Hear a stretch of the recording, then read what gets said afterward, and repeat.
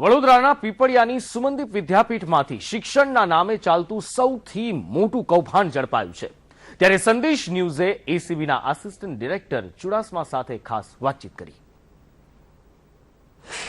વડોદરાની સુમનદીપ વિદ્યાપીઠના સંચાલક મનસુખ શાહ સહિત અન્ય બે આરોપી કે જે 20 લાખ રૂપિયાની લાંચ લેતા એસીબીના છટકામાં આબાદ રીતે ઝડપાઈ ગયા છે। ત્યારે ડીપી ચુડાસમા સાહેબ આપણી સાથે છે। સાહેબ, શું હતો આખો મામલો, શું હતો કે જે 20 લાખ રૂપિયાની લાંચ લેતા છટકામાં એસીબીના છટકામાં મનસુખ શાહ ઝડપાયા? સુમનદીપ યુનિવર્સિટીની અંદર એક દીકરીએ એના એમબીબીએસના 3 વર્ષ પૂરા કરી ચોથા વર્ષની લાસ્ટ એક્ઝામમાં એ પરીક્ષા માટે ફોર્મ ભરવા ગઈ ત્યારે તેને કહેવામાં આવ્યું કે તારે હજી પણ 20 લાખ રૂપિયા આપવા પડશે, નકર તને પરીક્ષાનું ફોર્મ નહીં ભરવા દઈએ। જેથી તે દીકરીએ તેના મા બાપનો કોન્ટેક્ટ કર્યો કે મમ્મી આ લોકો મારી પાસે ફીના પૈસા માગે છે, નકર મને પરીક્ષાનું ફોર્મ ભરવા નહીં દે।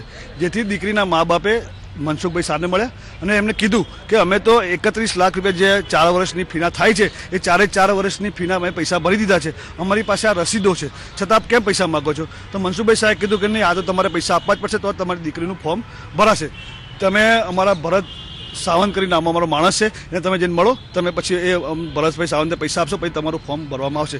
જેથી આ દીકરીના મા બાપ એ ભરતભાઈ સાવંતને મળ્યા। ભરતભાઈ સાવંતે પણ કીધું કે આ તમારે 20 લાખ રૂપિયા આપશો તો જ તમારે પરીક્ષાનું ફોર્મ ભરાશે। ત્યારબાદ આના મા બાપને જ્યારે આ છોકરીનું એડમિશન લેવા માટે ગયેલા ત્યારે ડૉક્ટર ધ્રુવીલ શાહનો સંપર્ક કરેલો, જે ધ્રુવીલ શાહ આ મનસુખભાઈના સંપર્કમાં હતા। જેથી ધ્રુવીલ શાહે એવું કીધું કે હું મનસુખભાઈ પાસે આવું છું ને વાત કરું છું। એ મનસુખભાઈ ધ્રુવીલ શાહ પણ સાથે ગયા અને વાત કરી, તો ધ્રુવીલ શાહની સાથે પણ એ જ રીતે વાત કરી કે આ દીકરીને જો લાસ્ટ એક્ઝામમાં બેસવું હશે, એનું ફોર્મ ભરવું પડશે, તો 20 લાખ રૂપિયા આપવા જ પડશે। અત્યારે નોટબંધી જેવું છે તો 20 લાખ રૂપિયા અમે આ લોકો પહેલાં ચેક લેતા, ચેક જ્યારે પરીક્ષા રોકડા કેશ આપે ત્યારે ચેક પાછા આપી દીધા, એવું આ લોકોની મોનેસ્ટરી અમને હાલમાં જણાઈ આવેલ છે। જેથી ડૉક્ટર ધ્રુવીલ શાહે જવાબદારી લીધી કે ચેક આપી દેશે, તમે છોકરીનું ફોર્મ ભરવા દો। જેથી મનસુખભાઈ શાહે આ છોકરીનું ફોર્મ ભરવા દીધું, પરીક્ષામાં બેસવા પણ દીધી। જેવી પરીક્ષા ચાલુ થઈ એના દિવસે જ આ દીકરી જે પરીક્ષા આપતી હતી તે દીકરીને જ બોલાવી અને કીધું કે તારી મમ્મી પપ્પાને કે 20 લાખ રૂપિયાનો ચેક આપી છે, નકર તને પરીક્ષામાં નહીં બેસવા દઈએ। એ દીકરીએ પાછા મા બાપને કોન્ટેક્ટ કર્યો કે મમ્મી હું મારી પરીક્ષા ચાલુ છે અને ચાલુ જ પેપરમાં મને આ લોકો આવી રીતે મારી પાસે 20 લાખની માગણી કરે છે। પાછાના મમ્મી પપ્પા આવ્યા, ધ્રુવીલ શાહ મારફતે 20 લાખ રૂપિયાના ચેક આપ્યા। ચેક આપ્યા બાદ એવું લાગ્યું કે આ લાંચના રૂપિયા 20 લાખ રૂપિયા અમે કેશ અમારે આને આપવા જ નથી। જેથી અમારે એમને લાંચ રૂશ્વત વિરોધી બ્યુરોનો કોન્ટેક્ટ કર્યો। કોન્ટેક્ટ કર્યા પછી અમે લોકોએ આનું આખું આયોજન કર્યું।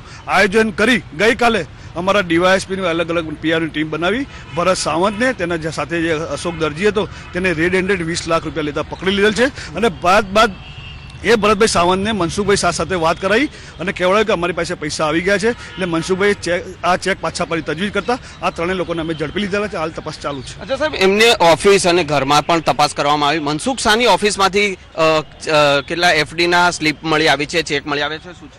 આશરે મનસુખભાઈ શાહના અને એના પોતાના ફેમિલી મેમ્બરના નામની 43 કરોડ જેટલી ફિક્સ ડિપોઝિટની સ્લીપો અમને મળી આવેલ છે। તેમજ 202 જેટલા ચેક મળી આવેલ છે, જે 101 કરોડ રૂપિયાના થાય છે તારીખ વગરના। એટલે આ હાલ એ બાબતે અમારી તપાસ ચાલી છે। મનસુખ શાહના ઘરની બી ઝડપી કરવામાં આવી છે, ભરત સાવંતના ઘરની બી ઝડપી કરવામાં આવી છે અને અશોક દરજીની બી ઝડપી કરવામાં આવી, તેમજ ડૉક્ટર ધ્રુવીલ શાહના ઘરની પણ ઝડપી કરવામાં આવેલ છે। તેમના ઘરમાંથી જેટલી વસ્તુ મળી એની હાલ તપાસ ચાલુ છે। એમના લોકર, બેંક લોકર પણ સીલ કરવાની વાત તજવીજ હાથ ધરવામાં આવશે, શું છે સર? આ બેંક લોકર, એમને બેંકના ખાતા તમામ સીઝ કરવાની કાર્યવાહી હાલ ચાલુમાં છે। એમસીએના અધિકારીઓ આમાં સંકળાયેલા હોઈ શકે એવું લાગી રહ્યું છે? હાલ તપાસ ચાલુ છે, હાલ તપાસ શરૂઆતના સ્ટેજ પર છે, જેમ તપાસ આગળ વધશે એમ આપણે જાણ। ઈડીને પણ સાંકળવાની વાત છે, તપાસમાં શું છે? હા, અમે ઈડીનો સંપર્ક કર્યો છે ને ઈડી આમાં તપાસમાં અમારી સાથે જોડાશે એવું મારું માનવું છું।